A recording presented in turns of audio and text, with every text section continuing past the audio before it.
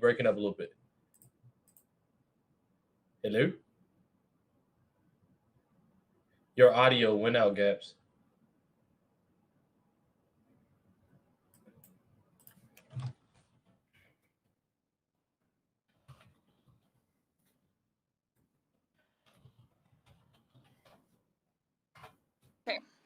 Okay, there you go. I can hear you now. Sorry, my sister beeped in. I'm like, come on. You're good. I just gonna let you know you have the audio. Yep. I'm all right. I'm alive. There you go. That's good. Yeah, that game looks cool. I might have to try that at some point. I'm playing it on the other PC. Not tonight, but honey, you are gonna have to turn him down a little bit though. Because they are very amped. Well, they're screaming out orders. So. I know. Yeah, they're amped. Okay. We have 500 people right now running after 2 armies. Yes. All right. That's cool that you play games, Kat. I do. I like it. It's relaxing. It's just I haven't really found anything that perked my interest in a while, and so I kind of stopped playing for a long time. Did you? If you don't find it you like, then it's hard to play. That is true. So. I have to be in the mood to play certain games and stuff. That is absolutely true. Or whatever. What's that nice shirt? Is that a shirt or a blanket? What is that you're wearing? It's a poncho. Poncho. That looks nice. Yeah, my mom got it for Christmas, and it kind of matches anything I put on. So I'm like, nice. I like those universal articles of clothes that you can wear with. Me too. And they're cozy, and they make everything just feel warm and fuzzy. It's nice. Yes. That's why I wear a lot of neutral colors. Sometimes red, but I wear a lot of neutral colors because I want to be able to wear stuff with everything, so I don't have to constantly buy stuff. Neutral shoes, neutral sweaters. Like I wear neutral color stuff, so I don't, because I just don't want to have to spend too much money unnecessarily on clothes, So, and clothes is about how you put things together and not so much like the brand anyway. So, yeah, a lot of it comes down to that. I had to remake this new thing. I had to the other one was not even loading, so I'll just make another post. And you picked up on it. You was like, as soon as I posted, you were like popping in, so you got that instantaneously. So that's good, or whatever. Yeah. But folks, I don't want to. What's that? Yeah, we got pizza tonight. Ooh. So. I think I had pizza the other day. Like when you come to Chicago, you have to eat at this place called Baracco's. It's really delicious. They got the best. There's a pizza joint called Uno's. Yes, in the River North area. Yep. Mm-hmm. Yep, they're really good. Yeah, Uno's is like legendary. Gotcha. Yeah, Uno is like my favorite. When I drive fly through Chicago. Mm-hmm. That was like my favorite little stop because back when I was a kid, my mom would take us there. Mm-hmm. When we were visiting, and it was cool. Yeah, that sounds awesome. When was the last time you were here? I think when I was 13. 13. Okay, it's been a while since you've been here. Okay. Yeah. Yeah. Was I even born? 15 years ago. Oh, 15. Yeah. Okay, I was born. Gotcha. Yeah. Okay. So that's awesome. Yeah. When next time you come here, you gonna have to have some Baracco's or whatever. They have great. I usually get Italian beef on it. What's like a staple like Jewish dish that's associated with a lot of Jewish people? What's a common Jewish dish? Latkes. What kind of food is that? Latkes is basically like shredded up potatoes, and you turn them into pancakes. Basically, They're super delicious. They're like a staple dish for anything. You can kind of add anything on it. It sounds like almost like an omelet or something like that. It's more like a potato pancake. But instead of it being like mashed potatoes, it's like shredded potatoes. Gotcha. Do you add any seasoning or anything to it? There is some types of seasonings you can mix to kind of give it that vibe that you're looking for. Mm-hmm. You have a friend in the comment talking about the Latkes you just said. Yes, I see that. Yeah, that's Janelle. She's super awesome. What's up, Jan? Have you been on here with us before? I know you have Facebook people, but I don't remember everybody individually who's been on here. No, see Alina coming. Her name's Gotcha. Elena Sanchez, but this is Janelle, and she's super cool. Nice to meet you. I like the name Janelle too. Your last name is Cardinal, or did you like? Is that like a screen name? Is your last name actually Cardinal? If so, that's really cool. Cardinal. I like that. Janelle Cardinal. No, not here. Facebook. Gotcha. Okay. Well, Gab, let's get into the topic. I don't want to waste too much of your time, especially considering we got on a tad late today. So, gotcha. We're gonna get into this topic. Sweet, that's your name. That's awesome. We're gonna get into this. This is a topic I've been wanting to talk about for quite a while because it's something. Honestly, I don't understand how fellas got a problem with this, but plus size women don't matter. If you gorgeous, you gorgeous. You know what I mean? Like I don't care if you're plus size or not. It's all about the beauty, baby, on my end. You know, and the whole body shaming is not nothing I'm particularly into. Also, I think a lot of women use body shaming a lot as a defense mechanism when like it's not really body shaming. Like somebody could be like really concerned about your health, like, oh, you're getting a little too big. You know what I mean? Like you're getting big and I'm concerned, and like they can translate that into body shaming. And I think it's just something that needs to be discussed because a lot of people are way too just overly triggered about it. I don't know if you have the same feelings about that, Gabby, but are you really, really body conscious, or because you're gorgeous just the way you look now? So I don't see what reason you would need to be body conscious. But yeah, I was a couple years ago, but I basically had kids every 2 years, so I barely had time to kind of get my body back to normal. Mm-hmm. At least the normal I felt comfortable in. Mm-hmm. And so I would say I was more of a critic to myself than the people around me. I had a lot of support around me, but me personally, it was very hard for me to look in the mirror and be like, okay, damn, you're gorgeous. Right. That took a long time. After my son was born was when I actually started to notice little bits and pieces. And so I started to allow myself to kind of like love every inch of myself. Like, so I let my hair grow out, or like legs, arms. Because I used to shave everything. Like, I had the ability to do it, so I did it. Mm-hmm. And so it was like really easy to be like really upset with myself because I wasn't an image that I remember being. Mm-hmm. And so it was really hard to flip that switch and be like, okay, you can look beautiful in any form of yourself. Sure. You can be pretty pregnant. You can be pretty not being pregnant. You can be pretty like in between having the child and being okay with like how it looks right there. Mm-hmm. There was just like a lot of that fluctuation stuff. Mm-hmm. And I got you. yeah, well, so I go through spurts. I sometimes don't shave, and sometimes I do shave, and it's just it goes when I feel comfortable. Most men embrace the bush. A lot of my friends embrace the bush. We don't care about that hair, long as it's no odors. You got smooth skin. I embrace the bush. If you want the bush, have the bush. If you want now armpits is a bit, bring it down a little bit. It don't have to be bald, but bring it down just to. I don't want to see it poking out under the shirt. That's getting a little. That's the only thing I'll focus on.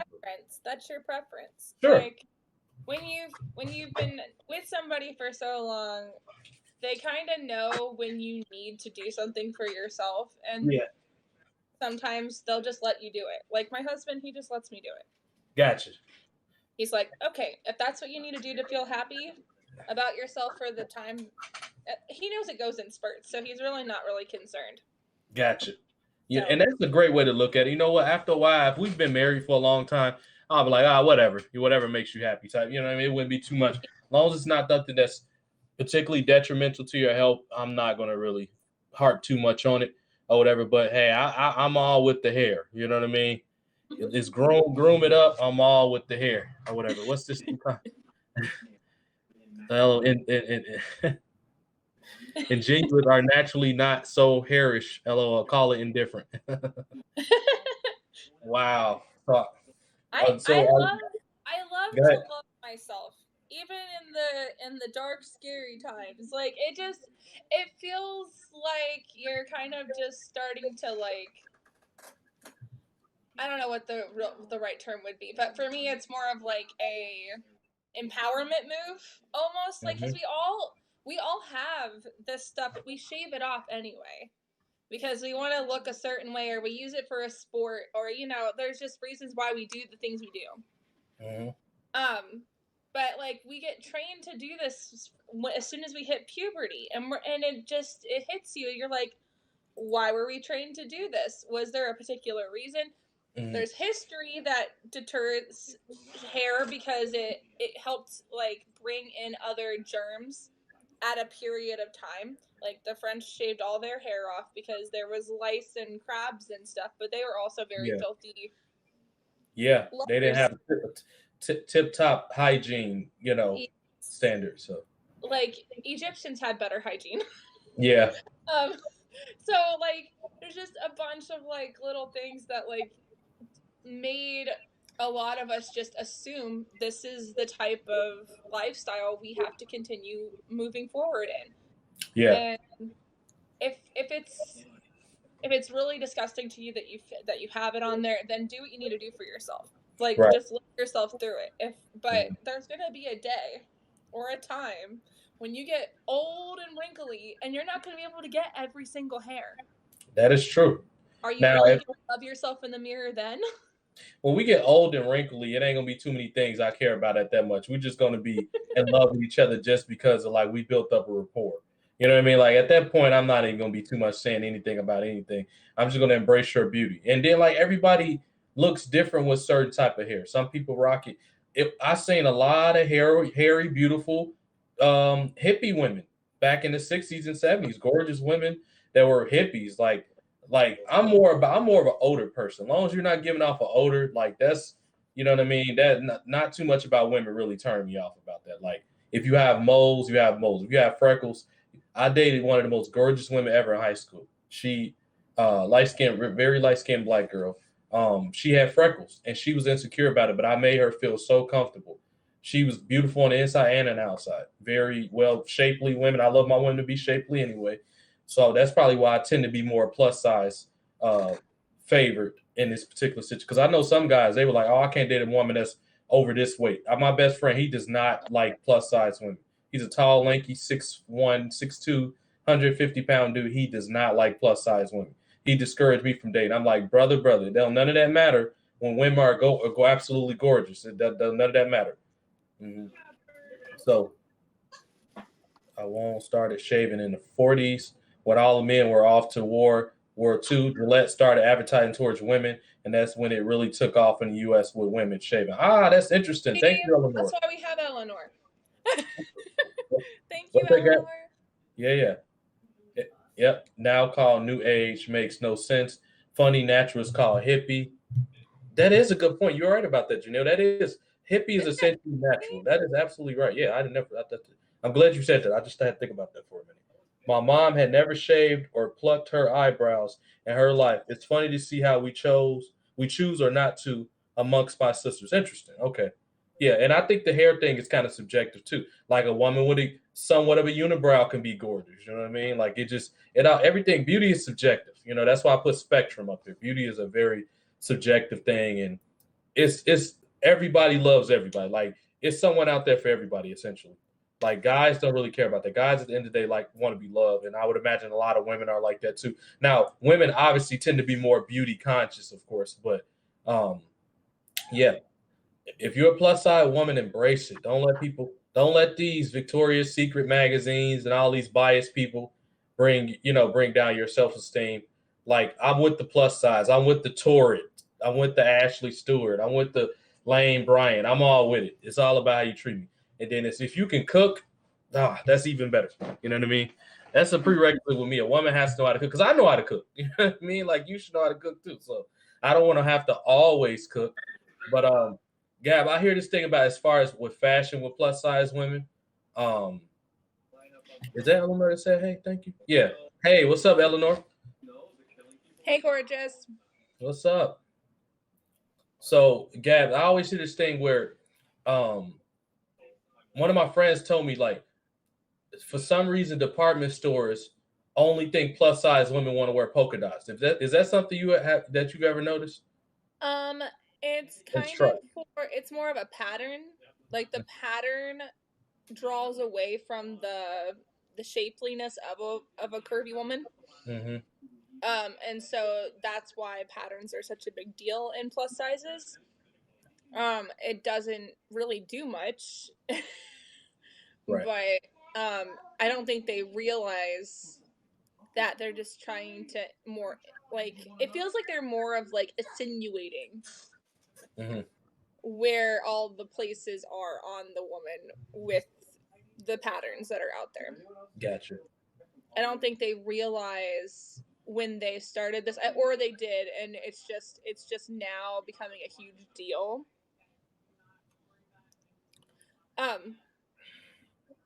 If beauty was found in only one way, they keep it in cages and look at it. Honestly, that reminds me of a Chinese proverb.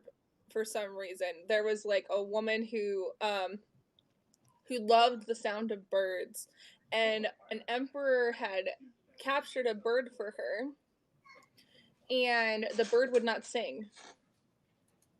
Oh my God, that It sounds like torture. did not sing. And as soon as the woman came in to see the bird locked away, she told him that beauty could never be locked away, and she released the bird and it started to sing again. Wow, that sounds awesome. I love that proverb. So that's beautiful. That's very beautiful. Um, so is there anything that the cage bird does not sing? That is true. That Yep. I love the analogy of not being entrapped and entrapment kind of arresting someone's development. I love that analogy or whatever. Or like the big black book. Do you know why the cage birds sing? That's a big book in literature, African American literature. So that's interesting. I really like this. That's why I love when we have these conversations and people can have their testimonies and display them on here. I can't handle body hair on me, but mine's a tactical sensory issue. I'm on the spectrum. What do you mean Gotcha. you're on the spectrum? What does that mean? You know what she means by that, Gap? That means she's on a spectrum of autism. Are you? Oh, I would have never noticed that you're on the. I believe that's what you mean, right, Eleanor? Let me know in the bottom. I don't want to push that. Is that sarcasm or are you actually autistic? Like, because I know some people. There's many levels of spectrum for certain things. Uh-huh. And some disorders usually have a form that's a little above normal. So like some have with sensory issues. So there's some autisms that have sensory issues. Some of them can't speak. Mm-hmm. Some have like random bursts of outbursting. Yeah. And they're able to mask it. And then when they're in their own freedom of space where nobody's really watching them except for the people that really care about them, there's amped out amount of rage or anger or frustration, lots of emotions hitting at once. Mm-hmm. And it can cause them to be very erratic. Mm-hmm. And it's not that they want to be that way, it's just literally there's just something in there that's not like functioning with the nerves in their system. Gotcha. Yeah. Okay, she said you got it. Okay, cool. I would have never known if you didn't tell me. Not that you can notice all autism, but a lot of female autistic children and adults, we've been able to hide it. A lot of us don't really we're not like focused on during studies. It was mostly just male, and so females get actually a lot of shit for things that if they don't do a certain thing right, or if they're off on some angle, it usually is just because they have some form of spectrum that they currently are dealing with, that they have dealt with for a long time, and nobody's really noticed it, and some people get it diagnosed very late because they were able to cope with it for so long. Yeah. Wait a minute. Okay, so what's the what benefit is it to not focus on women? And all like that sounds really weird. Like I don't understand the purpose to that. Like, no, I know you. That's why I figured, Eleanor. Weird. Yeah. Autism spectrum disorder. Okay. Yeah, I don't get the is that has that always been part of our is that just an American thing or is that a global thing, Gab? What's I'm not so sure if it's global or not, but a lot of studies are mostly based on children that Mhm. are usually of the male spectrum. Oh man, that's weird. Like that shows you how weird our society is sometimes. Like this is something you gotta forgive me, Gab, because this is not very common in African culture. But Yeah, um, is it really exactly. like a divide between like just let's just focus on the white race for a minute. Okay. Is it really that much of because I'm very aware that the feminist movement was started and should always be mainly about white women because I know the history of the overbearing and very heinous control that was imposed on women in American culture, where they couldn't wear pants, suits, they couldn't go to church when they're on their menstrual, all this crazy stuff that I wouldn't even think about doing. But is it really that much of a? Do you get the vibe that white men are really insecure like that towards their women with all these things that they impose? And I can't base it on a race. mhm, Honestly, it literally just it varies. mhm, Not every white person has that vibe. Not every black person has that vibe. It's mhm, it Middle East. Every one of us from any culture has some form of biasness towards femininity. mhm, Mostly because it has been either indoctrinated mhm. in some form to where it looks like one thing and it really is something else. And sometimes it's just based on a lot of propaganda. Sure. Like for example, for let's say for oh here we go.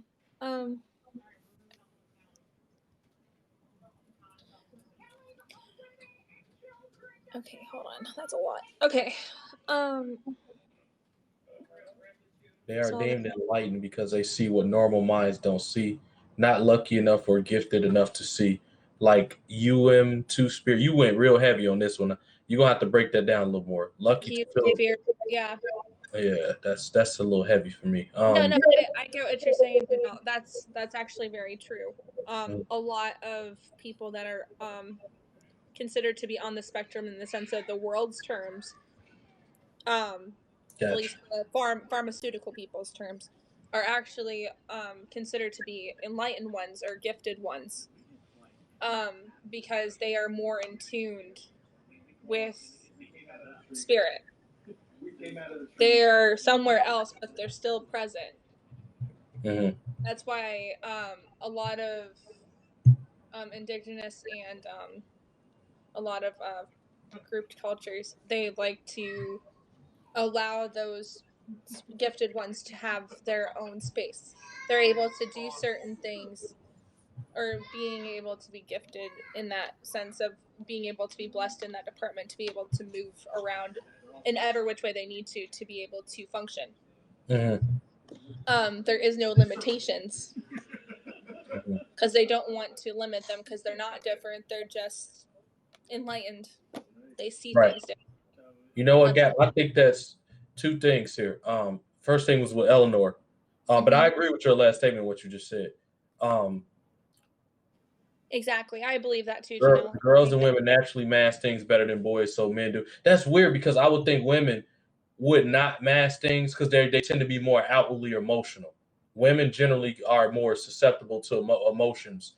Not that men aren't, but it comes more natural. Women understand emotions a little better than men. So that's strange. That really to me, not saying you're wrong, it's just that strange. I would have thought it would have been the other way around, where you will be able to notice a little more with a woman, but with a guy, you know what I mean? He'll hide it a little more just out of like, I don't want nobody to make fun of me, or just this kind of a masculine type. I got to stay strong or whatever. That's what I would have thought it would have been. But that's interesting. Who made the institutions for what they couldn't understand? That's what I see. Yeah, that's true. Oh, that's yeah. very true. But as far as you're talking about the in certain cultures, people were allowed to be their gifted selves. I think that I feel like that's demonized a lot in American culture, and women, especially as of now, uh, thankfully, to the great leaps and bounds they've made, in the 21st, the latter part of the 21st century. It's kind of demonized all around the world, to be completely honest, though, Mhm. DJ. It really is. Like in China, technically, if you have a disability of any form, you aren't even wanted. You get thrown into an orphanage. Right. Oh no! I'm sorry, I mixed two things. I thought we were talking about gifted, like being mentally gifted. I thought that's what No, we were. like it comes in many forms. You can look normal and be on the spectrum. You Sure. can be enlightened. Um, and there's kids that actually show it on their faces. You can see it. Even Mhm. adults, as they grow older, it's still there. It's still present. They Sure. still look different, but they're not different. They still are able to function. It's just like telling a pregnant person, "Oh, you can't lift that. You don't have the strength to do that." Or telling a guy who has one leg or no arm, "You can't lift that thing over there. Like, you need assistance." Right. I see It's what all you're saying. about just training yourself and getting yourself the things you need. Right. That's true because a person that was, let's say, born with one leg, or I'm not born with one leg, some type of they lost their leg some type of way. I mean, they have to function without a person at some point. So you have to train yourself, retrain yourself. So that makes sense, yeah. Or a pregnant one. Now, the pregnant woman thing, I wouldn't view that as a weakness. It's just I would want to help you because I don't want, you know what I mean? Like I'm Well, afraid that that's you're still a delicate. thing. Yeah. It's very similar. Sure. It has Okay, yeah, I get what you're saying. ups Yeah. and downs in that. Like there's pregnant people who do CrossFit and lift weights, and they still are able to take care of their babies even after they're pregnant and Sure. still lift things. And that's something that even Indigenous women used to do all the way around. Mhm. Yeah, I think it was just the way we were taught about it. We were taught to think that pregnant women are too delicate or they're too weak to, do things. I think it's more of we just were taught that way. Yeah, that makes sense. Yeah, it's a mindset. Yeah. It's still there. It's still functioning as a hindrance to yourselves. Like you have this ability. You have the ability to create life, both of you, man and woman. Yeah. You coexist together. You work in the same environments together. It's the only thing that's different is some parts of our anatomy. That's literally it. Mm. Yeah. That's So literally. now let me ask you this. Let me just play devil's advocate. So let's say you were pregnant, right? The first time you got pregnant by your husband, and he didn't help you with something. Would you be upset that he didn't help you lift something? No. Or you wouldn't be upset? Okay. What if it was too much for you to handle? You just needed help. Like let's say it was like 2 boxes and they were like irregular size. And okay, I got one of them, but I need you to help me stack the other one. Would you be upset if he didn't help No. you? Okay. Not that you didn't ask him, just he naturally didn't come to help you or whatever. If he didn't help, he didn't help. Like, what if Okay. he couldn't hear me? And I'm stubborn as a bull anyway, so I'm gonna move it. Well, you are a Taurus. Yeah, that's So there's yeah. that. So Right. like, it just depends on the environment that you somewhat allow yourself to have access to. If you limit yourself to a specific mindset and you don't allow yourself to even remotely try, let alone to try to succeed, what was told was restricted. Mm-hmm. So what do Why? you think? What do you think the whole chivalrous thing comes from, then, Gabby? Because I would have always thought a woman would have created that. Chivalry was a way of, it's more of a court, it was for courtships. It was to kind of show off certain characteristics, certain different mannerisms that would maybe look very pleasing to the parents of the situation. Really Okay. had nothing to do with the person they were romancing. Mm-hmm. A lot of like, my kids are having way too much fun. It's okay. Hey Ronan, what are you doing? And Sissy's running. Oh my goodness. Okay, be very careful, okay? Go get her. Go get her, buddy. Yeah, so it's basically when a lot of like chivalry was more of a medieval thing anyway, technically. It was just a way for you to show that you had something to offer to the parents of the person that you were wanting to betroth. I got you. And over time, it kind of lapsed a little bit. It turned into more of like just a normal thing. You give a certain amount to have the child to be your wife, kind of thing, that kind of thing, vice versa. Gotcha. So it was more of an act of pretense than an actual accepted, universally accepted culture thing. Yeah, exactly. Yep. Yeah, gotcha. Knight in shining armor came from this. Oh yeah, I could see that. That's a little more obvious with the medieval connection, with just based off the word knight. But that makes sense. I didn't know the chivalry thing came from that. I asked my partner to help, and they didn't help. Oh, I'm going to be pissed because I'm only asking for help because I need it. If I can do something on my own, I'm going to do it on my own. Okay, that's more what I'm used to women saying right there. What Eleanor just said. That makes sense though. I like that explanation. But Gabby's thing makes sense too. It's just we're just kind of pre-programmed to think that a woman can't do something. I've always been like if you don't like, even though I came up, my aunts and my mom were very, very extreme when it come to like just their emotions, and they were big on like perceiving like being slighted. So I'm the type naturally that don't help anyone unless they ask, because I assume you know how to do it yourself, because I do stuff on my own if I can. So I have that same expectation for it. But by a lot of my aunts, and I think my mom beat it into my head early, where you always get door for women and all that. I'm like, don't that enable women? You know what I mean? Like, wouldn't that make them feel like they're less than if I'm helping them with everything? That's what I always thought. But that goes back to what you said. Some people have been told that women are precious. Mm-hmm. They are a gift of some kind, but they don't really know what exactly they're saying. Sure. Yes, we are a gift because we're a partner. We're a co-host to the family.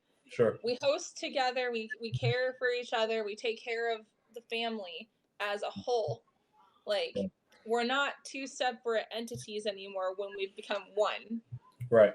That's something that I think a lot of people have lost. Yes. Is they just assume that just because we coexist doesn't mean their actions don't cause and affect the other person's life as well.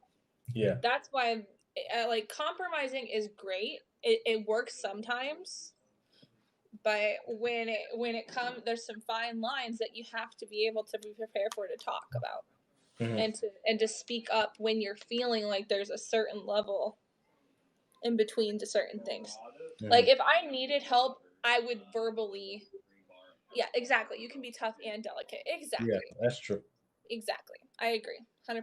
I actually prefer a woman to be tough and delicate. But and this goes to the same thing for men as well. You don't have to be macho all the fucking time. You can be delicate.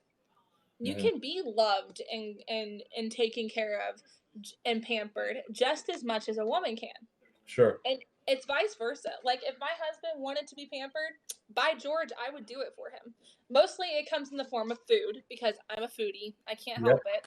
It's just how I roll. We're Taurus. But he knows. Yeah, exactly. But he knows, though. He's like, okay, macho. Oh, yeah, dig it, yeah. Macho man, take me by the hand. You talking to the right person. My favorite wrestler is other than Piper is Macho Man Randy Savage. But yes. I'm sure I've mentioned that hundreds of times. There's no reason for one person to get more treatment over the other. Now, to me, like, you know what, Gabby, but the thing is with that is a lot of women have to talk to their men about that. Like, it's okay to feel vulnerable. Like, men, I think a lot of us, because I can speak for it, I definitely, because I'm like this sometimes. I have to, positive words of reaffirmation works a lot with me, and you being just vocal. I'm a very because people always ask me what my what's those things called again? Love languages. The 5 love language book, right? One of mine is a lot of, of course, personal time, and also words of affirmation, personal touch. I like that type of stuff. So a lot of it just need to be expressed with men, because I think a lot of men automatically assume that women want them to be macho. Women want to be, because that's a lot of the facade that's been put out for our society for a very long time. So I think a lot of women are just really, a lot of men are used to being told by their moms and aunts in society that you always take a man has to be the breadwinner. A man has to do, now that is our natural role to provide, is a male's natural role, but I think it's accelerated a lot in current culture because everybody is like, oh yeah, you gotta get your money and all that. It's not enough out there. We always like taught about scarcity all the time. It's a lot of emphasis put on scarcity as of late. So to combine what a man's been taught plus scarcity, I think that's why women need to um, reinforce that it's okay that I want to pamper you, because a lot of men just been taught otherwise. I know I have, you know. Well, in many different cultures, men were pampered. They were treated as Don't let very the feminists hear you say that. no, and like that's it's very true. Like, and then there were some women that were also treated as such. Like, we all have had our moments in time. Men and women have both been equally treated in various such ways. And even back in earlier times, we both like coexist by either one was gathering food and one was preparing other things at the home. Not in the sense of like, if they weren't strong enough to go hunt, they weren't allowed to go hunt. Right. Vice versa. It like, was just, yeah, it was a matter of practicality. Yeah.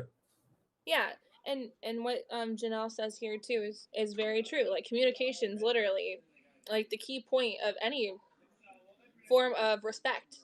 As if you don't communicate what's going on the inside, how is somebody supposed to pry that out of you?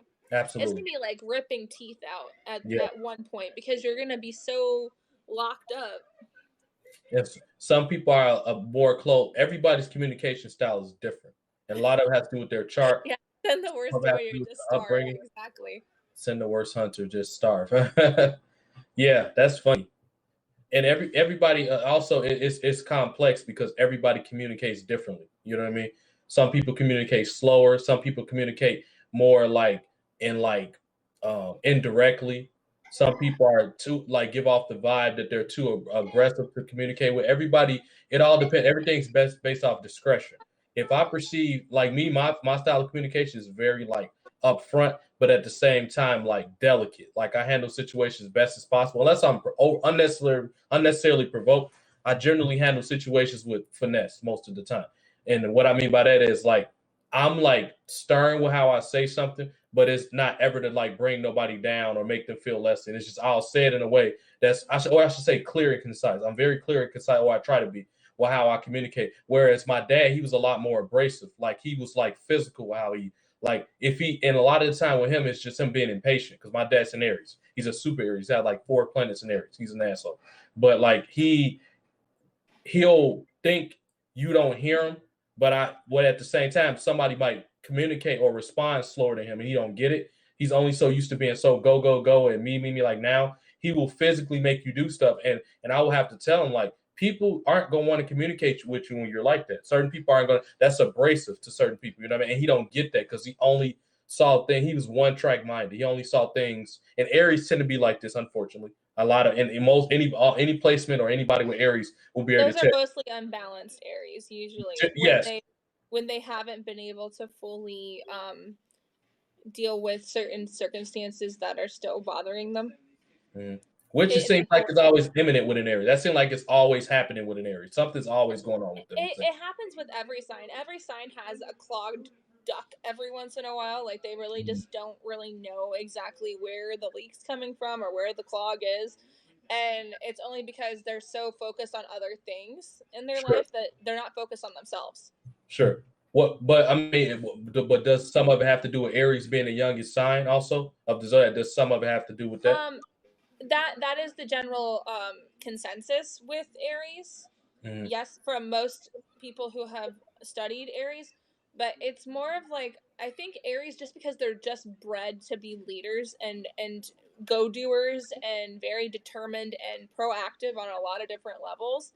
Mhm. I think it's just that when somebody sees that in action, they just assume that they're being bossy and pushy and stubborn and irritable. It's Sure. really not exactly what they're trying to do. It's Mhm. literally just their like energetic reaction to how things should work. Right. Sure.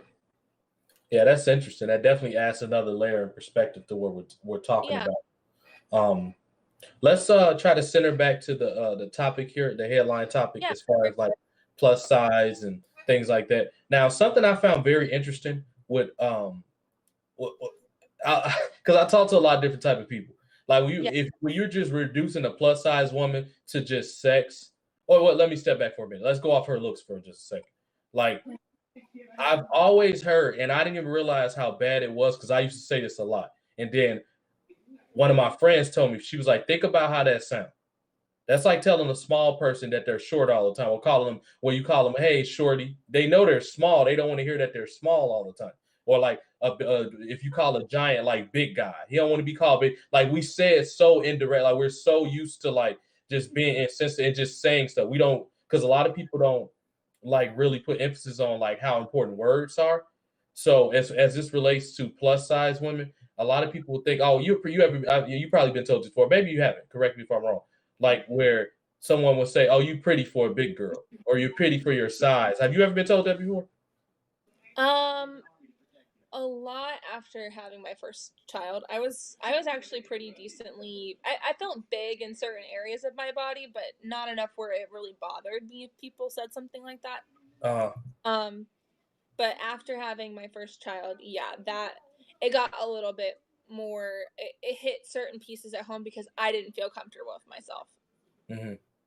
Like, and that's a huge deal to think about though too though. You have to understand that like if even if somebody had said that, it shouldn't trigger anything if you're comfortable with yourself. It shouldn't at Right, all. right. It's just them giving a compliment. Sure. Like a very ignorant compliment, but a compliment nonetheless. It really shouldn't be something that really just like makes you rethink yourself. That's an Because interesting if response. Okay, go yeah, ahead. no, yeah, that's kind of where the line is drawn. Like you really just have to remember that a lot of people are still dealing with their own shit and they're going to say things and do things that you personally wouldn't do because you already have aligned yourself with values and the way you would want things done. Right, So if you're comfortable in your values, then you're not going to change much. right. You're going to stick to your truths, you're going to stick to your guns. It's just who you are. Sure. Now, if that starts to fray a little bit, it's usually because there's something inside of you that usually is telling you straight up that I personally have a different opinion about this. I am so sorry that I have not talked about this to myself sooner. And now I'm going to readdress what my values are. And this is now exactly what I want to be and what I want to stand for. Sure. That's yeah, sure. So if you hear that frame, you're big, it gives you a cushion and an excuse not to try to feel better. If you feel one way, having an excuse to be like to see one else says. And I'm guessing you're going to continue that because you got a comment right there. Um, and then Eleanor says, we were meant to live and raise families in a tribe. Everyone helps everyone so everyone can thrive and survive. Children were not just raised by women, they were raised by aunts, elders, both women Exactly. and male, older siblings and cousins, and everyone watched out for the young to make sure that they made. Yeah, that's very true. I can't speak for too much American culture, but that's definitely heavy in African culture. I'm not But so that's much sure about though. American American culture before it got modernized, like culture. this is literally what we did. Sure, Regardless if it looks like that nowadays, even from the colonizations back in England that moved over here, like sure. that's it doesn't change anything. Mhm.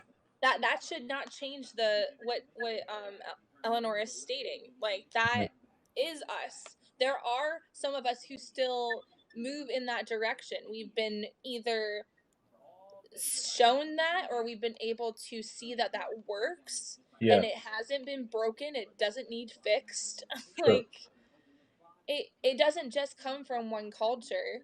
It comes from all of us. All of us have been able to deal with this situation at the exact same words that she's writing right there. Sure. Every single race has dealt with this situation. Right. Now, I think has it been changed over the years? Yes. Yeah, you know what? That's funny because I honestly think when we left that part of culture, that's when things kind of went south. And I work actively to get back that way. My life is very centered around community anyway. And I don't too much get along with people that lives aren't. It's not that person against them. I just don't see the benefit of living a life that's not structured that way. I see the benefit of communities. Like when I was growing up, like this is something heavy in African American culture. Like you can get a whipping by anybody, literally by anybody. Maybe in the Jewish culture too, I'm not sure, but in African American, like everybody, like that's why we call everybody auntie or cousin. A lot of people say, why black people always call you? That's how our culture is, you know. Like your aunt, it's of course it changed a lot. I would say probably in the 2000s, but before that, it was really heavy in like the 80s, the 70s, the 60s, maybe even a little bit in the 90s when I was born. But like you can get you did something wrong, you will have. Now I don't think corporal punishment is always the best way. It's certain things I do think you should get a spanking for just so the lesson can stick. But every little thing I consider that abuse. Like when somebody is spanking for every little infraction, that's abuse to me. But if you touching the stove, you set a house on fire, something crazy that you did, like you're like beating the family's animal or something, that's some shit you should get your ass whipped for. But other than that, like it's abuse. I think community explaining this and that, and it also reinforces respect for elders and things like that. So I like the communal aspect of things. And one of the biggest things with this now, we can one big issue that came out of the lack of the community being structured that way is teenage pregnancy. Look how rampant teenage pregnancy is now, because it's hard to tell a girl anything after she's given birth. She's done one of the most adult things that you can do. It's hard to tell her she's not grown after she's given birth, even though we know she don't have the age or the maturity to call herself grown. But it's almost impossible when you given birth. That's like an adult thing to do. You know what I mean? Like that's like if you're a guy and you impregnate a woman, like you think you're an adult at that point. So go ahead. I get what you're saying. I get what you're pushing at. Mm-hmm.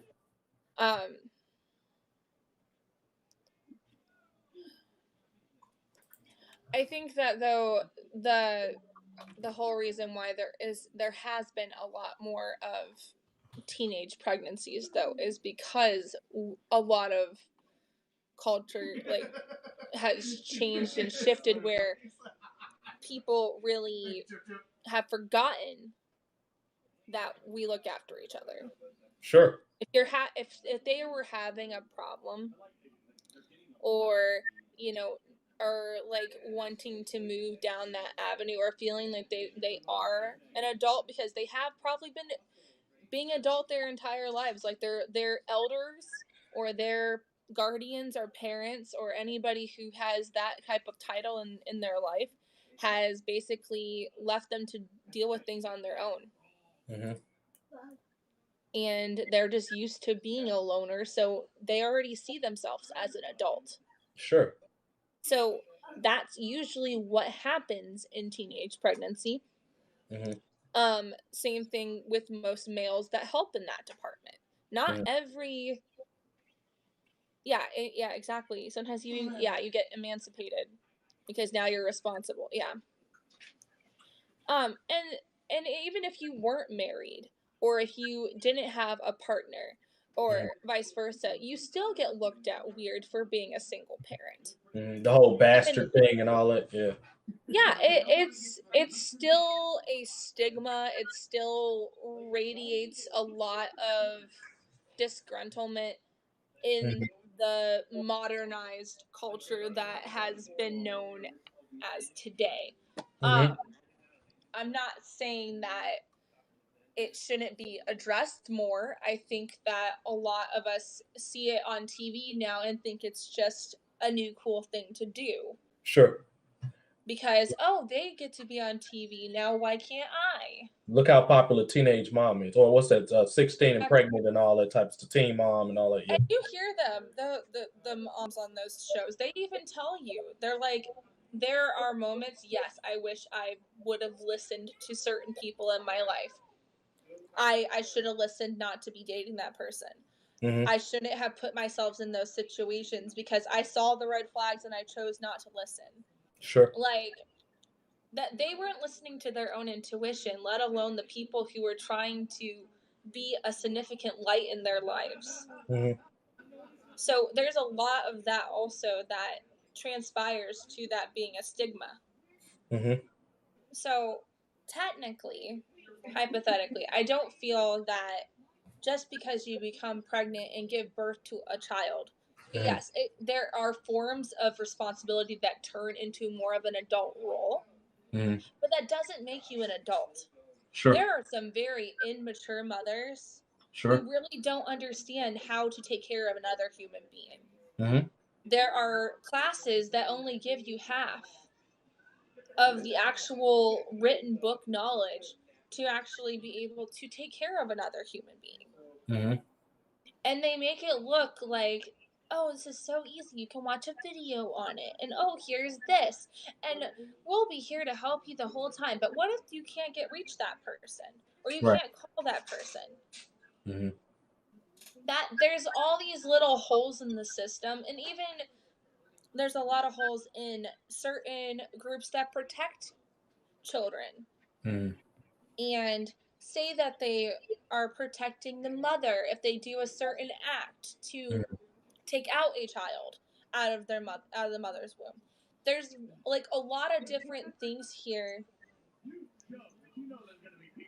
are literally being amplified to a vibration that really doesn't really give any facts to the situation or any help to the situation. It's literally just, oh, we can make it look like it's going to be an okay thing, when all these things could have just been taken care of by literally somebody being in their corner.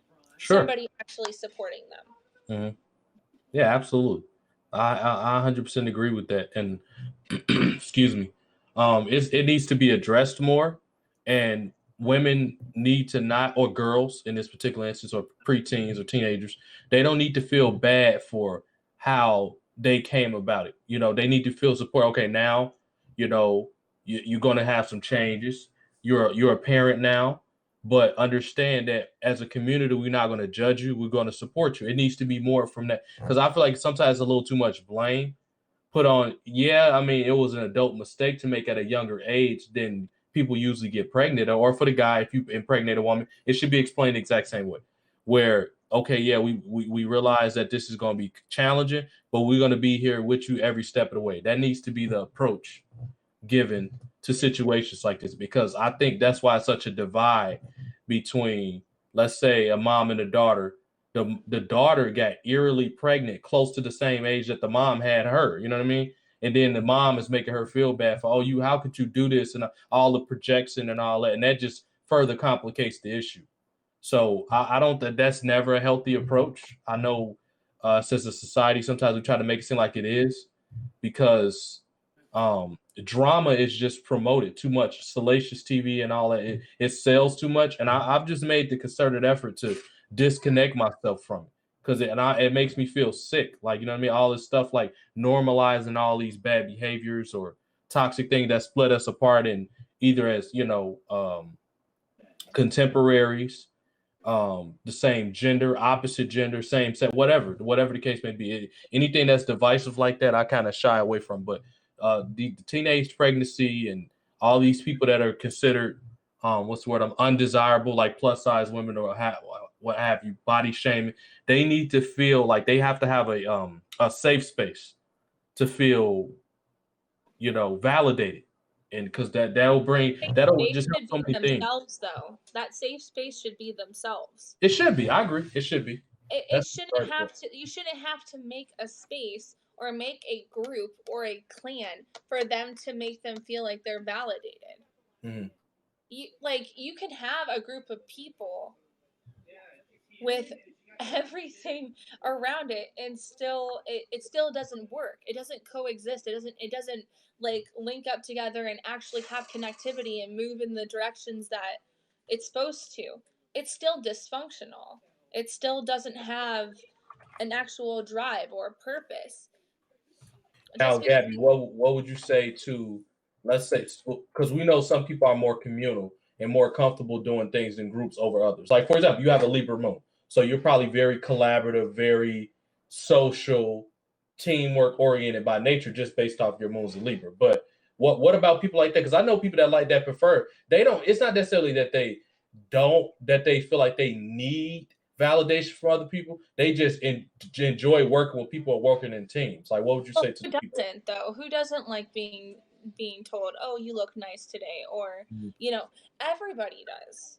Sure. Like it doesn't have to be just, oh, because culture dictates it, this is how we have to be things now. Like that type of mindset, we shouldn't have to be shifting the real problem Sure. and making it look into something else that doesn't even exist. It's you're making an illusionary situation literally another box for it to fit in. There's no reason for that. Sure. I you can be people, you can be it's there like yeah, it's nuts just to that the fact that they have to make labels for stuff like this. Mhm. Like or they have to promote this particular situation or like even remotely like it or it has to even have a label for plus sizes. Sure. It shouldn't there shouldn't be that. Right. Like we are all created beautifully and equal. And the fact that we had to write rules on a piece of paper for that to actually be something that was already spirit created, like come on. Like there's only so much of these separate ideologies that literally aren't going to help this world move forward or grow for that matter. We're just going to continue being in the same cycle patterns and continue to cycle down this from generation to generation. Yep. It's I agree. it's ridiculous. We shouldn't have to do this. We shouldn't have to have a conversation like this. But here we are. Sure. We're having a conversation like this because it is literally turned into that where we have to have a conversation about every single flipping thing that is now become a new highlight. Hmm. When literally it all begins with you Sure. as a person. Hmm. Like it doesn't even involve anybody else in the universe at this moment until you actually know exactly how you tinker. Sure. You shouldn't be even remotely spouting that out to existence to anybody else. Hmm. There shouldn't be any hate or suffering or any of that in particular. Sure. There should be this equality level that literally should be already in communal with everything that we do. Absolutely. I agree. You know what? And it's all a result of the Love times you, we live in. Janelle. Thank you so much for being Thank here. you. Yeah, thank you, Janelle. Thank you. Is she Canadian? Yes, she is. She's Okay, I thought so. Indigenous. Yeah. Okay, yeah. She's Canadian. I thought she was from like Edmonton or something. She looks fine. I might have seen her on here somewhere. That's what, because I'm thinking like it's a Canadian girl named Janelle. Yeah, she's on a couple of my my lives. That's why I've seen her in. Okay, I've seen her in the chat. That's why I've seen her. Oh, whatever. I dabbed in that pool a bit. Brian, I love you, man. My brother's advice, quote, I know why mom and dad did what they did. The secret of parenting is treat your kids like inmates. What does that even mean, Brian? Like, what does that even mean? You bleed when cut cool, you're a human, but if you don't let me know, I'm sure we can work it out. Interesting. You can never find validation until you validate yourself. Yes, Eleanor, 100% true on that. So Exactly. this is where Gabby is so beneficial in her readings and things like that. If you're unsure and you're at your stuck point or any of that, go check out Gabby, and I'm sure she's going to put her information in the chat before the end of the show. And Gabby, I 100% agree. I don't even. This is all based off for the sake of conversation. I don't Oh no, I believe in love plus that size we're beauty. having these talks though, TJ. Of If course. we didn't have these talks, then nobody would know it's a situation that needs to be like validated. Absolutely. I'm just implying that if it was a better world out there, of course, it would have been definitely. I would have loved to have a more like higher level of understanding for this. I feel like this is so mediocre. It wouldn't be a conversation if the world was better. We would, like you said, we wouldn't even be discussing it to begin with. You know what I mean? Because I mean, to me, the whole plus size, like plus size in general, like to me, just comes off as like whoever said that was probably an insecure person to begin with. Whoever came up with plus size, this or that, and you know, it's not like it's a overabundance of food. Like that's something you can put a measurement on. Because anybody that eats too much food is going to die. The movie Super Size Me proved that you shouldn't eat a lot of food like that, especially not fast food. That right there in itself needed a label. Like when you're talking about food, it needs a label because that's something that if you overindulge in is dire consequences in that. And it is a such thing as a woman being like overweight. Overweight's a better word. Like it's anybody can be overweight. Like that's why they have to be what's it called? The body index thing where they'll say you got this too much fat on your body because there's actual grave consequences if your body's carrying too much fat. If you have 30% body fat, it's consequences that come with that. Whether people want to admit it or not, 40, 50%, that's morbidly obese because it's consequences like that can affect your heart. It can affect your cardiovascular system. That's why these things need label. A woman is or beauty or any that's what the whole thing of beauty is in the eye of the beholder comes from because it's subjective. You see people with I'm sure all of us are guilty of this and it's terrible, but we always been like, where you see a person where you don't think they're attractive, like how the hell do they have kids? You know what I mean? Like we are all guilty of that. I'm pretty sure everybody on here done that before. Like how the fuck does she have kids? How the fuck does that person get? You know what I mean? It's not our right or our choice to do that because everybody is beautiful to somebody. You know what I mean? And the whole thing, and I know Brian, you old devil, you can attest to this. More cushion for the pushing. You know that's a dumbass guy thing, but we say that. I mean, I most of the women I've dated have been what people would consider plus size or whatever. And I'm a smaller guy. You know, I'm 2'10", 5'8", so I'm not very, very big. I'm stocky. Exactly. Well, bodybuilders and athletes are considered overweight. That's true. I've seen a lot of overweight bodybuilders and athletes or whatever, but and embrace your unique size. And I'm glad Gabby's comfortable in her skin as my very gorgeous guest host. She's always comfortable in her skin. And I'm considered plus size too, but that's just from a world's perspective. And in my head now that after I've dealt with whatever little bullshit that was illuminating itself during the time of that, I've found bits and pieces of myself that I have been neglecting and I have not been taking care of. Like you can eat fast food, but in moderation. You can eat sweets in moderation. But it all comes back down to like, do you really want to live longer? Yeah. Do you really want to continue seeing things blossom and mature? Do you really want to see cycles actually end and new ones begin? That there's just that kind of like, do you want to see transformation? If you don't want to see transformation, keep doing what you're doing. I agree. Keep eating what you're eating. Keep being ignorant. Like there's just many levels of this. Like you just gotta just understand. Like there's if that's how you want to live life. If that's how you want to continue to be seen in the world, then yeah, continue being you.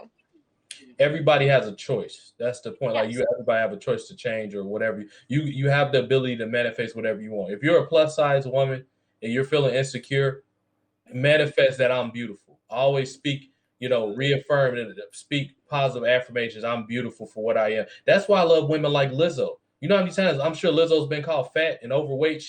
You see how beautiful Lizzo is? And she knows she's beautiful. She's a Taurus woman too, but like her music is beautiful. Her voice is beautiful. She's a great dancer. Like I'm sure she's been called overweight. I'm sure it's a lot of other women that are on the chubbier side that have been called. I just like when they embrace it because beautiful is beautiful to me. You know what I mean? So if you're a woman that's having those type of issues, just you probably need to change the energy of the people around you because they're the negative people, not you. If anybody's gonna sit there or anybody that's in a relationship where a man just abuses you and he always want to tell, oh, you're not pretty, or irregardless of what size you are, if you're in that type of relationship, that's not the type of relationship to be in. You know what I mean? This is a healing show that me and Gabby do. So the purpose is we tackle these challenging topics so everybody can heal and get. Because I'm aware, like I'm always in the field. Like I'm like a scarecrow. I'm in the field. I always have, I know what's going on. I'm gauging the interest, and I see that these topics are always discussed, especially the world. I'm in the wrestling world. Like Brian can attest to this. What's her name? She was talking about shit. It'll come to me in a minute, but it's a lot of women. Deanna Purrazzo had issues with it. You see this woman, she's absolutely gorgeous, Italian girl. Even Trinity from WWE. Trinity. Oh, Naomi, yeah, Naomi, yeah. Yeah, she's also considered plus size. Naomi, but she's gorgeous. Really? Yeah, I thought she was considered overweight. Mostly because of the proportion of the thighs, hon. Everybody, it doesn't matter if you have a skinny belly. Like literally, they always like it's adjusted to the thighs. Like plus size is mostly considered to your pant size. I got you. You're right about that. More, like they just started doing shirts in that category, but it's literally all about the ass. And what man don't like ass? Any man that don't like ass, come on. If you don't at least the heterosexual, then don't be a part of that. It's all about those thighs, man. Yep, exactly, Brian. Yeah, thigh, but yes, absolutely. Yeah, like yeah, it's just I would not consider you plus size at all, but it's just everybody's different, obviously, or whatever. Yeah, but that's literally it. So my pant size, technically, I'm considered to be in the plus section for that. Okay. My tops though, I'm in between a large and an extra large because I have a giant rack. Right, like, exactly. It's the joy of giving birth to 3 children. You're going to gain a rack or you're going to gain an ass. Yeah. Magically, I gained both and a size foot up in my foot size. Really? Yes. I used to be a 9, and then after like going through puberty, I got to a 10 in my foot size. Yeah. And then after having all 3 of my children, I got up to 11. Wow. So how tall are you? 11. I'm only 5'6". You're 5'6"? Okay. I thought you were around that size. I just wanted to make sure I was. Yeah, I'm 5'6". But I started out with a bust size of a C in puberty and a D after puberty. Wow. And then having children, I'm now up to a double D. So that like escalated very quickly. See, I always thought it was the milk that made the breast look big. Is it fat that accumulates? What is it exactly? Now, okay, so yes and no.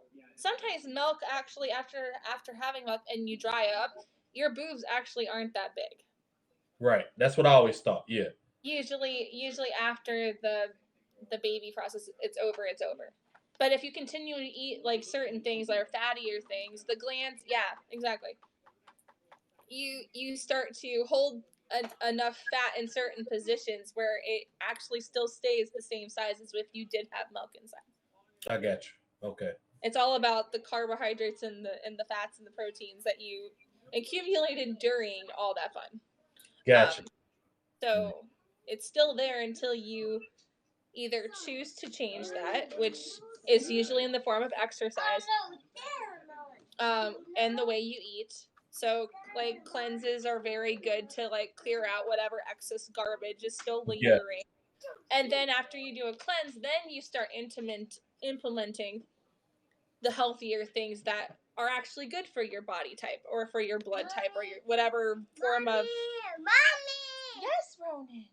It's a volcano. It is a volcano. Very good. You really are interested in volcanoes. I made a sign. You made a sign? It's very pretty. It's going to be on my door so no Nibbleups can come. Nibbleups. Okay. Kickalotts. That is from your granny. I will let you read it in a minute, Okay. How about you go that way for 5 seconds? Okay. 5 seconds. That's all I'm asking. 5 seconds is a time period that you're not aware of yet. She's only 4. Right. 5 seconds is like 5 minutes or an hour in her brain cells right now. Gotcha. I have not been able to really change her mind in that department. Mm-hmm. She's in that age between 2 and 5 where no is not a word that she wants to hear, basically. Yeah. So like, I try not to use the word no if I can help it. Like, right. I don't want them to be limited by a no. Right. I don't like using the word maybe either. Yes. Sometimes it does drop into my vocabulary because that's something I was used to hearing growing up. Yeah. But I think if you can dream it, you can do it. Sure. That's my 100% like.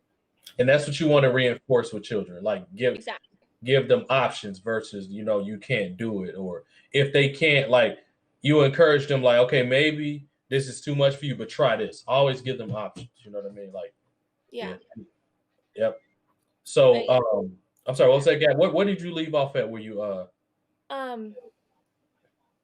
we're talking about breasts? Oh yeah, classes and stuff. Yeah. Okay. So basically, it all comes down to you though. Nobody can force you to do this. No, if you personally feel that at this moment you feel that comfortable, and if anybody else told you differently, you should cast the first stone. If you feel that you feel 100% okay with yourself. A lot of us, we have kind of gotten comfortable with ourselves. It doesn't mean we like ourselves. Some of us look in the mirror and like, damn, I could have done something way better back in the day. Doesn't mean you can't start now. Mm-hmm. That's a limited mindset. It's a limited mentality that you've thrown onto yourself because you're so comfortable already maneuvering this body that you don't think you can see yourself in a better model. Mm-hmm. You have that purpose. You have the goal to choose to move forward in this. Mm-hmm. It's just you. It's up to you. Now, so was a lot of your change self-imposed? Like you just woke up one day and was like, you know what? I'm just going to face all my problems and I'm going to just like it's hit taken this shit head on. It's taken a couple years, but yeah. Sure. There was times where I was looking for validation again. Like you kind of go through these phases, even through adolescence and puberty. Like you're always looking for validation. Mm-hmm. It may not be the right validation sometimes because you don't really realize the flags in between everything. Mm-hmm. But when you get that validation, you're going to continue moving in that direction of that validation. Mm-hmm. This is the same thing with people that call themselves whores or bitches or whatever. Yeah. It's validation. Yeah. It's validation that makes them feel pretty inside because somebody's accepting them and their choices. Doesn't mean those choices were the right choices. It just means they're choices that they chose. I agree. And they thrived in them. And doesn't mean that they're going to last that way forever. Mm-hmm. It just means that cycle and that choice of time, that's what happened. Yeah. That's an excellent point. That's an excellent point. Let's see which one we haven't hit here. Now the whole thing, I think we hit on body shaming a little bit. Do you think some women overuse that term, or is because I know you're very much you have the ability to create your own reality or create whatever you want to exist. So would you say that body shaming is more of an excuse for certain women, or do you think it holds merit, or what would you say about body shaming? I think there's a lot of wounded people out there that use that as the end all be all of why they are the way they are. That's just my own personal drop back on that. Now, is there truth in what I'm saying? Yes, but there's truth in what everybody says. So I think that there's little bits and pieces of people that are still considering that is the only way they can be because that's the only way they've been accepted. Right. That's true. If they wanted to be something different, they have the ability to choose and change. They don't need another person telling them that. Yeah, that's true. Don't. Like, at the end of the day, you literally are the one that helps move things along. Mhm. Just because you have a partner, and this is where all that kind of boils down to. Just because you have a partner or a twin flame or a that's another spiritual term for a partner. And like, if you even if you have that, it doesn't mean that you aren't coexisting with each other. You guys can still do things that make you happy as long as the communication has been set up. Sure. If there's poor communication, you're going to have problems. Like when my husband told me he was going to quit his job, was it my fault that I didn't hear all the warning signs? Yes, it was my fault. It's not his fault. Sure. I kind of knew it was going to happen. But at the end of the day, I can't get mad at him for wanting to be happy. Yeah, that's true. You know what I mean? There's all these little, I love you too, sweetheart. There's all these like little factors that weigh out for the betterment of good for all of us. Not just the other person, but their actions has made this family, technically, right now, my kids are happier because they have both parents. Right. And that's something that a lot of people that have been locked into this paradigm or matrix of, oh, you always don't give up a good job. And usually when people say they're talking about corporate jobs with benefits and crap like that, but that's not for everybody. Some people don't want to deal with the stress. I will say this. Anybody that is more times than not, anybody that's very successful at a corporate job are usually very skilled at being cutthroat. Because that's the only way you can. I figured this out a long time. I've worked at enough jobs that had a corporate structure to notice that anybody that's very, very successful, I'm talking about like maybe go up to like the executive level, they're very skilled at being cutthroat more times than not. Or they're willing to tolerate drama and stuff like that for the sake of their career. I will say that's not a very balanced person. That's my personal opinion. I'm sure to be pushed back on that and people will disagree, which you have the right to, and that's fine. But I don't think a person that's willing to compromise their sanity and their home life over a career is a very balanced person. I think it's a lack of balance somewhere in a relationship like that. And I applaud that because I did the exact same thing. I've sued companies that I've worked for and they was petty and took me off the schedule. And I'm like, bro, I got what I wanted from you. The fact that I was able to be successful at suing a company that's not, because all these people be like, oh man, you can't sue them. And I'm the type of person like, watch me do it. That's the type of person I am. I've sued companies that's been very improbable to sue, which they were statistically right about. It's harder to sue them, but I know how to go over a person's head. If I'm going to get it from this answer, I'll get it from this answer and that answer. I'm going to keep going until I find the person I need to find, basically. I'm just not going to stop. And a lot of people just stop based off intimidation. And now I'm not very easy to intimidate. Not that I'm a big, bad, mofo. That don't have nothing to do with it. It's just I don't tolerate bull crap. And I'm not going to impose bull crap on people. So I'm willing to, and at the end of the day, it's about justice and, what's right with me.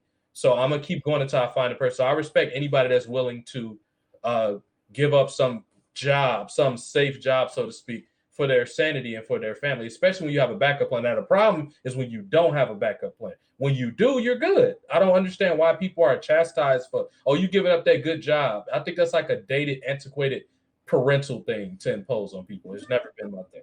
And the thing is, it could look like a good job on the outside. Yep. But on the inside, if it literally is draining your heart and soul, and you are literally turning like into a form of depression, yep, that you're even hiding it from your friends and family because they keep telling you it's a good job, and you just keep listening to them like encourage you, and it's literally killing you.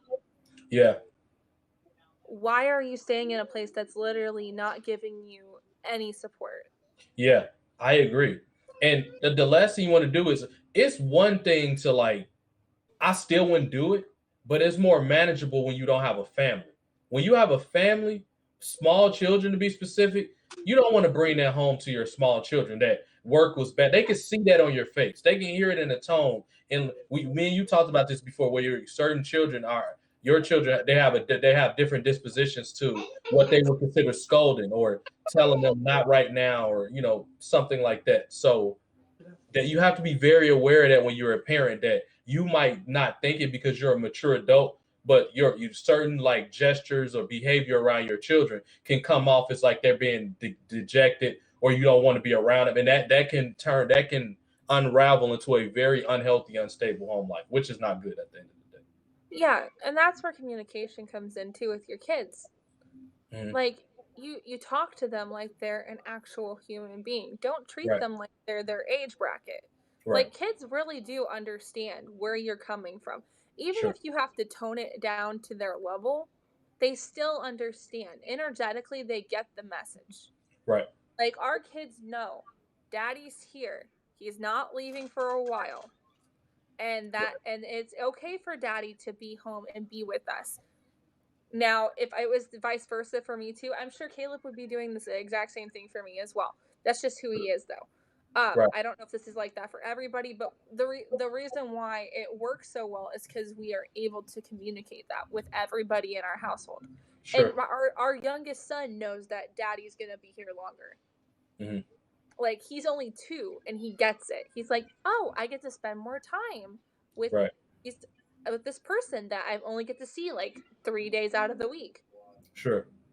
So like, and same thing with me. I'm allowed to leave the house, even though that he would rather be with me. My 2-year-old rather go shopping with his mom because that's what we usually do pretty much 7 days out of the week. We go either to pay bills or to shop, usually for food or whatever Right. little things we need for the house. Or we go to the park, library, little things like Sure. that. So they always see us going and coming and going, but they never see us separated. And Right. so when he got old enough to see how that works, it was like a culture shock for him because he wasn't like prepared. Sure. Like he cried at the door. He thought I was abandoning him. But me coming back in the door later that day, like a couple hours later, him realizing that I'm not like leaving him forever. It's only Right. a couple hours. Usually it's just for me to have self-care because I don't get him a lot of that. Yeah. And if I do, it's literally limited to the bathroom. Yeah. So like it's just little things like that, like us being able to explain that to them. They're also getting the ability that, oh, do you need alone time too? Let's Right. set alone time for you as well. Sure. Like, so our kids get alone time with one parent once a week or twice a week, depending on what we are. And then we do a family day where we have family game night, or we like do things without electronics. Electronics, they are not meant to be an end all be all. They're not meant to be a distraction. I think that they're a good tool. They're just a tool. Yeah. They shouldn't be used as an end all be all. Mhm. And so that's something also we have implemented our kids at a very young age. We only do certain amount of time for Right. those things. Allotments of time. 1 hour here, 1 hour there type thing. Yeah, I got exactly. you. And that's because when they get older, there's gonna be times where they can't use electronic. Yeah. They're gonna Like have to at use work, a for book. example. Yeah. Or they're gonna have to use their own brains and figure the heck out. Yeah. Critical thinking is very key for young kids, especially when for adults. And there's something about the award system though too, Eleanor. Me personally, I don't like it. At the end of the day, you're not going to always get an award for what you do. I think that should already be something that you should be, like, you already know that's something that has to happen. Like, that's just, there's something about it. Like, if you're awarding yourself for being good for the whole week, that's something that's like a personal treat to yourself. That can be an award for yourself. But I don't think every single day you should get an award for behaving. Right. Because it takes away from your natural responsibility of doing what you're supposed to be doing. Exactly. You know what I mean? It's how it works in our world. Absolutely. You know, like you walk into the grocery store and getting food that you need to eat for yourself should not be celebrated. It's already an award itself. You get to eat. Right. You're gonna eat. Yeah. You get that's a gift. Right. Like I let them see every spectrum. Like now, if it's for their birthday, I let them choose their gifts. I don't pick it out. I let them choose. They get an allotted amount. And if their grandparents send them money or whatever, they get to choose what they do with their money. Right. Now, some might save it for something bigger, and some just want to get candy. Right. I still don't see that as a training mechanism either. It's just it's showing them that that's what the real world should do for you. Sure. That's just my opinion though, Eleanor. It's different for anybody who has to deal with it on a regular basis. Yes, there can be training tools, but it also it can turn into a brainwashing technique too. Like they're gonna assume that every single time they do something good, they're gonna get an award. Sure. Like even in competitions, you don't always get an award. Right. Even in corporate life, you don't get an award for keep doing the things that you should be doing. You should just already, those rules were set in place. Those are things that you signed and agreed to. And that's what has to be done. Now, if you do it better than everybody else, or they see that you are a very dedicated person and you happen to receive an award for that, that's just your hard That's work and different. dedication. Yeah, that's different. Same thing in wrestling. Sure. There are people that get pushed over and somebody else gets a better position, but it's because they see the dedication. Most of the time, it's mostly about the dedication and the hard work that they're doing. Sure. Yep. Now, I'm not saying it's like that for everybody. Mm-hmm. Sometimes there is little like white lines and gaps in between little things, but that's something that you address. If you feel that way about it, you address it. Sure. But generally speaking, the general rule should be the hardest person should be rewarded. That's the general, or your dedication and hard work over a long period of time should be rewarded. Discipline should be rewarded. That should be the general rule across the board. And I honestly think, look at the times we live in now, Gabby. Look, let's take the social justice warrior community. Not that they're bad. Their intentions aren't necessarily bad. I don't think they are. But look how upset they get the one time you tell them, no, we can't do it. Even if you give them a logical explanation for it. Look how upset a lot of that community gets. It's a generational thing. Look at the social justice warrior. They expect everything to be handled. That's why we get all these movies that get canned for. It could be a great movie by most people's standards. And everybody know what a good movie is. Like generally people agree. If 80% of the people said the movie was good, it was a good chance that the movie was good. Like people have brains, like they're able to critically break down why it was good or this was great. And they can explain those reasons why it was good. But you always have that small margin of people, like 20% of people that's going to over specify things or know it was this way or should be that way and all. That's usually a pattern of spoiled behavior that they had grown up when they like. Let me give you an example. If you have a choice as a child what you eat every single night, you're raising a child you're raising a overgrown baby. I have a cousin that's like that. His mom always let him because his dad wasn't in his life, so she over spoiled him being the biggest son in the house. Now you can't get him to eat anything because he's so used to doing whatever he wants to do. You can't get him to eat it, and it is almost irreversible. Like, at that point, it's just as an adult, you have to distance yourself from him because you don't want that on you. Because you have an uncontrollable man baby at that point. Like he literally doesn't want to eat anything. Like he eats obviously, but he's very specific. Like if he wants pizza, that's all he's eating. Like he'll be at a family barbecue. I want pizza. It's all this delicious food around. I'm not eating that. His mom trained him to be like that. So a lot of this behavior is like you said, is programmed. And I think we have a whole generation of social justice warriors now. Like I said, not that their intentions are bad, because it's not. Some stuff that they advocate for is actually good. And the old guard don't want to hear that because, it is just young kids. They don't know what they're talking about. They don't want to hear that. It is some good to what they do. But overall, the minute you tell them no, it's like a petulant child. They don't want to be told no. They don't, it's not fair. They throw a fit. We fostered this type of behavior with what you just said, where everybody gets, after kindergarten, children shouldn't be getting gold stars for anything. I don't think you should get gold stars unless you make honor roll, unless you're in the top, you're on the dean's list, something that's an accolade, because you give somebody always something to reach for. It always should be a carrot that somebody should be teaching or chasing all the way through college. Give them that carrot, give them that incentive to always be going after something. So after kindergarten, because I understand you're trying to mold their self-confidence as a child when they're in kindergarten, that's fine. But past that, no gold stars. There's just a level of like I get where Eleanor's coming from on this here too. It's how we are, and we've been expected to get paid for things, and we should always be expecting something. Not necessarily. Like, if it's not for your highest good or for your for the purest intentions, would you want that in your life? Would you expect that to happen just because you did all these things? Do you want that to come into your life if it's something you really truly do not need in your world? Do you want to be abused? Do you want all this like negativity in your life? Do you want like people coming to your door and knocking on it and pulling people out of your home? Like there's levels of this that could escalate very quickly just Sure. because we expect a certain situation to be that way, because we expect to be paid, we expect to get this, we expect to get that, but literally that's literally a program.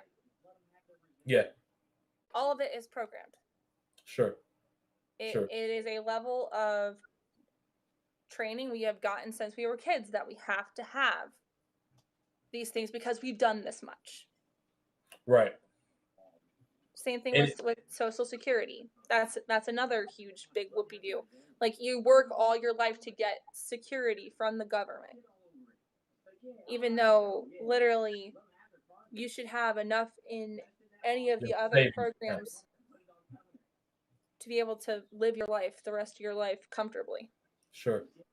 And also, not only should I get, like, I mean, that's a great incentive to have, to look what you're going to have this when you're in your life. You'll have a fixed income that you don't have to worry about. But in addition to that, you should have your own personal investments and saving account anyway. Like, why? I mean, that's just, Yeah. I don't think that's something that needs to be explained. You know what I mean? Like, that doesn't really need to be explained. Yeah. It turns into that, though. Mm-hmm. No, that's just it, though, Eleanor. If it wasn't taken out of your paycheck, would you know you're going to get it at the end of the thing? Would you know? That's a good point. I'm with you there, Gad. I get what you're saying. That's where my mindset's coming from too. Because eventually, this won't be here anymore. Social Security won't be there anymore. They're going to pretend like it doesn't even exist. I'm honestly surprised it's still there now, because I was always convinced that it was going to be gone by the 2020s. Like, that's just it, though. They're going to make it look like, oh, we need this money to help other people. But where is that money actually going? We don't know where half our money goes anyway. Do you really know where half your paycheck goes every time you leave? Even though they have these little codes on there, does that really help you feel comfortable that your money's being used in the right way that you really want it to go? Because you could look around you in many aspects. I live in Illinois, one of the most corrupt states ever. Like, we look around us like we got these high ass taxes, like 27% and our roads suck. Like, where is the money really? Gabby, 4 of our last governors in the last 20 years all are in prison for corruption. That tells you everything you need to know, at least about our state here. I can't speak for Missouri, but Illinois, Missouri's had their fair share of crazy. God bless them. Sure. But yeah, no, it's literally it gives you something to think about. It gives you a huge light bulb to blaze in there and see what's hiding in the corners of those little dark corners. Like, you really do need to know about, like, what's around you. You shouldn't be having the TV tell you what's going on. That's true. You shouldn't have, like, a bunch of people who have been, like, paid to tell you what to do. Right. Tell you what to do. That should not be the end all be all. You have your own brain. That's true. You have your own heart. You have your own choices. Just because there are legitimate laws that have to be like 100% to the T, so you don't get in trouble by the government. Like, you just have to remember there are all kinds of other rules and laws that you need to know personally so that you can find those loopholes that the government can't hook you into. That's true. That's very true. And I honestly think if people thought more in that line, the government wouldn't exist the way it does, because it's too much over governing. Because us as a society, we don't trust each other enough, where business transactions will get done where the government doesn't have to pay a medium. They don't have to they don't have to be a conduit. The reason the government exists is because people can't do it themselves. They don't have the responsibility. Not that we don't have the inbuilt ability, aka your brain. It's just we don't have the discipline to do it. That's why the government is there as a conduit. Yeah, that's a better word for it. The discipline. Yeah. Yeah, we don't have the discipline to do it. Like, if they tried anarchy rules in Britain. It didn't work. I'm sure other places in the world, it didn't work. Like, if people were able to do this, we wouldn't be talking about the government. It's just people don't have the discipline to do it. Most people don't have the Why do you think so many people are so connected, or they discourage people that don't like to work 9-to-5 jobs? Guess who are the people that don't like to work 9-to-5 jobs? People that actually think like entrepreneurs. Because if you're an entrepreneur, why would you have to have a set schedule made by somebody else that you didn't have no type of selection over? Like, let's say we get to elect the officials. You elect the two people they put in front of you. Did you select those people? It's the difference between select and elect.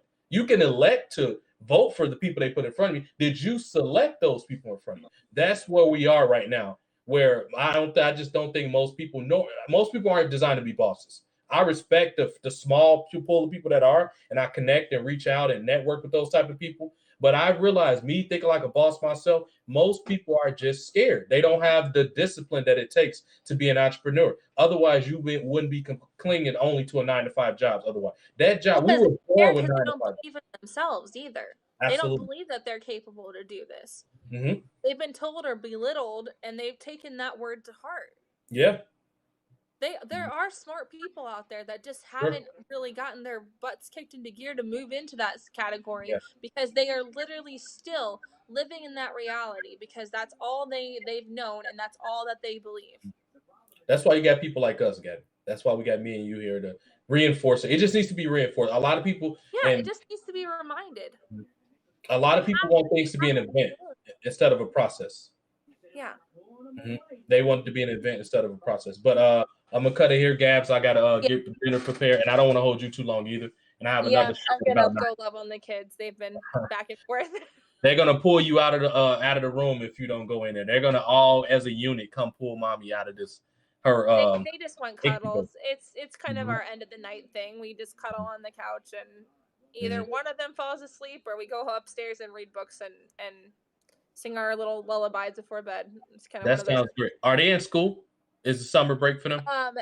Our oldest is starting school next month. We're homeschooling. Okay. So, and it seems to be the best course of action right now for that particular child. If something changes for the other children, we'll meet that road when we do. But currently, me and my husband are both in agreement. My daughter's super excited, and her siblings think it's cool that she gets to stay home with us still. So that sounds awesome. I wish homeschooling is the way. You know what I mean?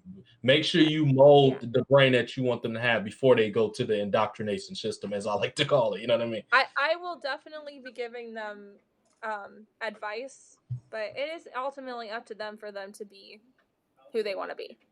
Absolutely. Gabs, where can people find you with everything? Facebook, here, your personal. You can find me on Facebook at facebook.com/MSRETC. And if you want to book a reading and pay for it directly without having to go through any middlemen, you go to the website, www.msretc369.wixsite.com/ /spirit reading. I'm still getting used to that one.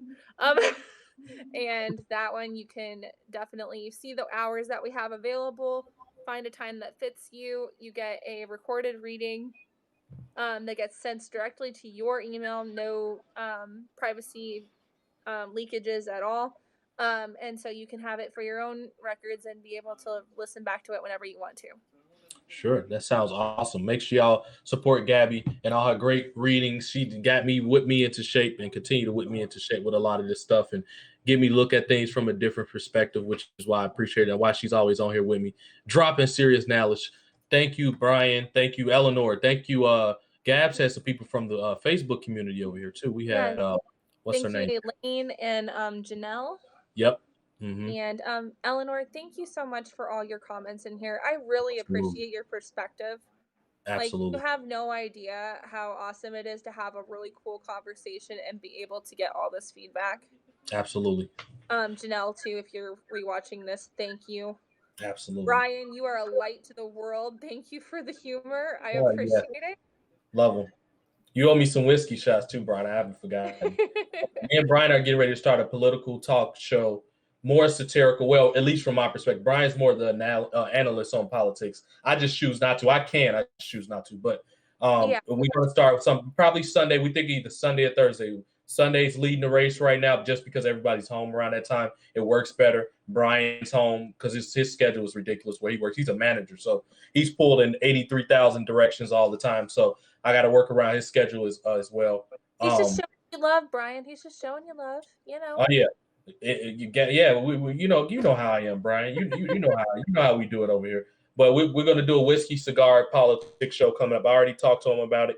Because y'all know me, I just like to be busy. I'm literally always on it, but I make a good living also from working hard. You know what I mean? And I plan on transitioning from my actual job, because I am a law enforcement, to doing this full time, plus my wrestling stuff. I'm an entrepreneur, right? But my other job is just a means to an end. I've never saw myself as working a job forever. That's never been my thing. I'm very entrepreneurial. I'm very creative. I know how to do a lot of things. And it's because I work that. It's not like I'm just like, oh, I know I'm good. It's no, I work, put endless hours in reading, and I stay up late reading. I sacrifice sleep reading. Like I still get my sleep, but I'm just saying I value like my work. So I put a lot of thought into every show that you hear, a lot of thought going. Me and Gabby talk about stuff through text, ideas and all this type of stuff. Like thought goes into these shows. Trust me. We go off to beaten court sometimes, but we always come back. So with that said, I'm gonna let Gabby go ahead. Thank you, Gabby, as always. Thank you. I don't know how much you think. She sends you money every single day. Like she sends me coins of some form every single day. I'm just trying to spread the love. Everybody deserves to be loved, and if this is an energy exchange that I can give you guys, even if it costs me just like a little bit out of like whatever extra we have on hand, I want to be able to show you guys that there's people that out here supporting you. Sure. And I just want to tell her on air so she can get all the credit and gear. Oh, and I want to thank you too. I did see your thing that you did for me. Thank you. Oh yeah, anytime, Gabby. I really appreciate you. You're on the JoJo list. Where you're in my inner circle now. You've officially broken in with Brian and JoJo. So those are my hitters, are Brian and JoJo. Once I get a little bit more established, I'd love to do that back to you. Absolutely. Hey, I'm patient. Everybody's not in the position that I'm in. Well, I'm blessed. Let's just say I've been very blessed over the years, where I got a little bit put up, and I put it towards the people that deserve it. And I just want to announce on air, because she's been so great. Gabby just officially made it to my subscription list. She's going to be a person that's receiving monthly subscriptions. Only about 3 people that gets that privilege from me, but she's definitely earned it over the last couple of weeks, which is being consistent and always being here. So she just climbed up the ladder today. And I just want to tell you on air so everybody can give you your flowers for it, Gabby. Thank you. Like, I love being able to be a part of something so big and amazing. Like this group that we have here that comes on here every live, like, oh my gosh, you guys are just incredible. Thank you guys for sitting here and being a part of the program, commenting, putting your information out there, like giving us perspectives that we didn't see, and now we know. Like, you guys are literally the stars of the show. We are just here filtering whatever extra we have to offer. Sure. And you guys are literally helping us do that. So thank you so much. Thank you. Absolutely. I don't want Gabby children to beat her, so we're going to end the show right now. And we'll see you again, as always, next Wednesday. Anything else I do in between now and Wednesday, Gabby, feel free to hop on, or can I hop up, send me a message or something like that, and we'll make it happen. Thank y'all. Gabby, y'all in the house. Thank you, Brian, and everybody else. And I'll see y'all in a minute on my last video. Bye, guys. Later, Gabs. I'll talk to you. All right. See you, TJ.